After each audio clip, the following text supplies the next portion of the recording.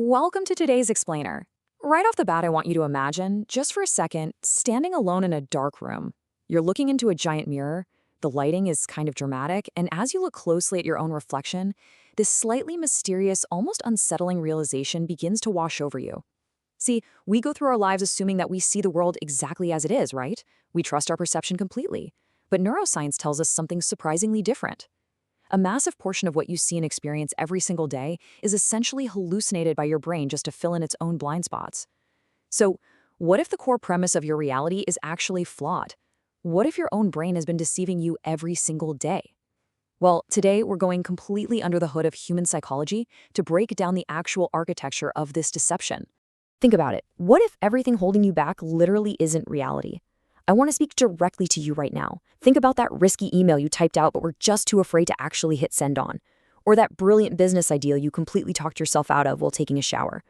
The absolute most terrifying part of this psychological thriller we call life isn't the barriers themselves, it's that you completely believe those barriers are real. Because the greatest liar you'll ever face, it isn't society. It isn't the economy or your competitors. It's the voice inside your own head.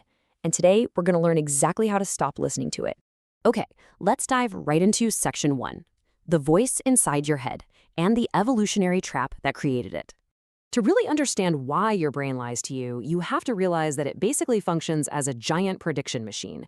It constantly maps out your future, but it's forced to do so using only your past. Imagine all your old memories floating around you like burned photographs.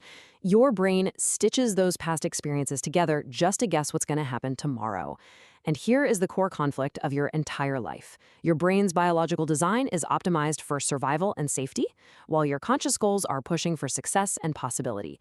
Remember, your primitive brain evolved from ancient humans running away from actual physical predators. It was designed to keep you alive, not to make you a CEO. For your biology, safety always beats possibility.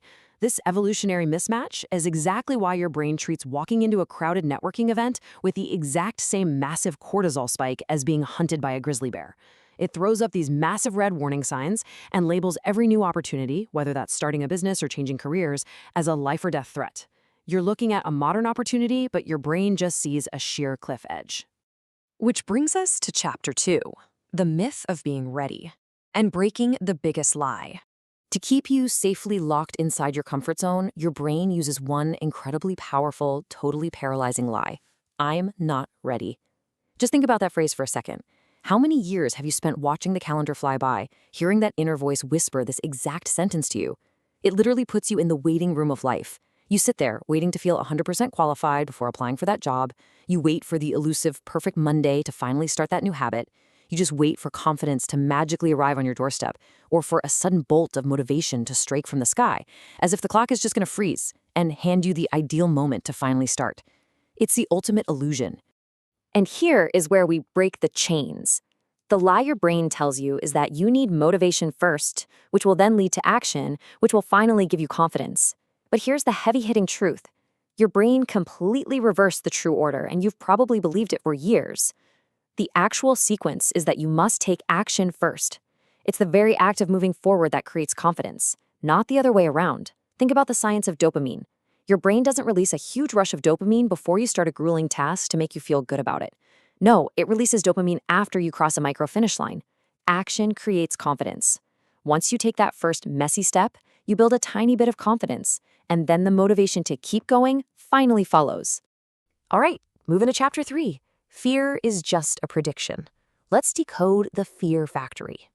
Now, what's really interesting about this is how we perceive fear. Now that we know our brain reverses the order of confidence, we need to look at fear not as actual proof of danger, but just as a mental simulation. It's your brain generating fake, worst-case scenarios and projecting them into your future like a dark monster made of smoke. And the biological mechanism fueling this monster, that's a negativity bias. This is a survival feature where your brain constantly scans the horizon, aggressively asking what could go wrong instead of what could go right. There's a reason psychological studies show we remember negative events, like insults, 3 times more vividly than compliments. Our ancestors survived because they remembered exactly where the poisonous berries were, not where the pretty flowers bloomed. It kept them hyper-aware. But today, it acts as a massive limiting barrier. It's a survival feature, for sure, but it is absolutely not reality. So, the crucial point I want you to take away from this is reality is completely neutral. I really want that to sink in. So, let's look at a real-world example. Imagine your boss sends you a text at 3:50 p.m. that simply says, "Come see me at 4 p.m." That text message is a completely neutral fact, but your negativity bias instantly paints a massive red warning sign over it, doesn't it? Your brain predicts you're getting fired, you're going to lose your income, and it just spins entirely out of control. When in reality, they just wanted to hand you a great new project. These dark illusions shatter the very second you realize that situations in your life are inherently neutral. Your brain is the thing painting the danger over everything. The fear isn't real, it's just a heavily biased prediction based on ancient software. Let's jump into Chapter 4, Rewiring Your Brain. This is the actionable escape plan. Knowing that the fear is fake is a great first step, but now it's time to actually physically break free. Here is your precise 4-step progression. Let's run a single thought through it, like that sudden fear that says, "I'm going to completely embarrass myself on this important phone call." Okay, step 1, notice the voice. Just become the silent observer of your own thoughts. When that doubt creeps in, just watch it float by like a bubble. Don't immediately obey it. Step 2, question it. Put question marks all around that impulse. Is it actually true that you'll embarrass yourself? Step 3, challenge it. Literally demand proof from your brain. Remind yourself of the last 3 successful calls you had. And finally, step 4, replace it. Take that dark, limiting thought and actively replace it with a productive truth, like, "I'm well prepared, and whatever happens, I can handle it." Now, to really execute those 4 steps effectively, we need to utilize a few core biological mechanics. Let's break this down. When you practice what we call tiny habits, like committing to just 2 minutes of a dreaded task, you create a micro win.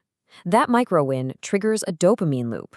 You get a little hit of satisfaction, which makes your brain actually want to do it again.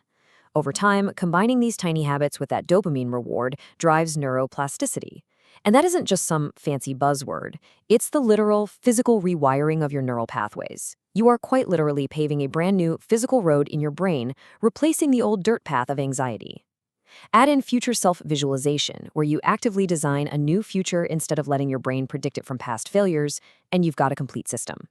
This is exactly how you use biology to permanently crush imposter syndrome. And that brings us to our final stop, Chapter 5, choosing your new story and how your daily decisions shape your identity. What this entire biological and behavioral journey ultimately culminates in is a profound philosophical shift. Your daily, everyday choices don't just change your routine, they literally forge a completely new identity. And the ultimate realization is this: thoughts aren't facts, they're only stories. The exact moment your life fundamentally transforms, the moment that mirror shatters and your mind finally becomes peaceful, is the moment you stop blindly believing every single thought your brain serves up to you.